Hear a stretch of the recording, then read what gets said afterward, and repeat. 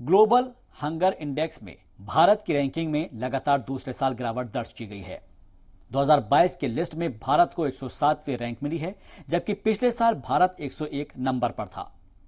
इस लिस्ट में कुल 121 देश शामिल हैं, लेकिन हैरान करने वाली बात यह है कि इस लिस्ट में पड़ोसी देश पाकिस्तान, बांग्लादेश और नेपाल हमसे बेहतर स्थिति में हैं, जिसमें पाकिस्तान की रैंकिंग 99, बांग्लादेश की रैंकिंग 84, नेपाल की रैंकिंग 81 और श्रीलंका की रैंकिंग 64 है।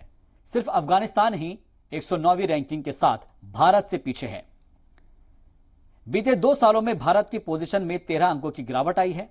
तो ऐसे में सवाल यह उठता है कि आखिर इस गिरावट के पीछे की वजह क्या है और ग्लोबल हंगर इंडेक्स मापने का आखिर पैमाना क्या होता है। दरअसल ग्लोबल हंगर इंडेक्स बताता है कि किसी भी देश में भूखमरी की स्थिति क्या है।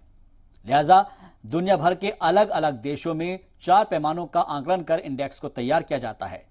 जीएचआई जिन चीजों से भूख को नापती हैं वो है अल्प पोषण, चाइल्ड स्टंटिंग, चाइल्ड वेस्टिंग और चाइल्ड मोर्टेलिटी। हालांकि इन चारों पैमानों से भूख नहीं नापी जा सकती, बल्कि इन चारों से सिर्फ सेहत की स्थिति का पता लगाया जा सकता है। तो ऐसे में इसे हंगर इंडेक्स का नाम देना सही नहीं है।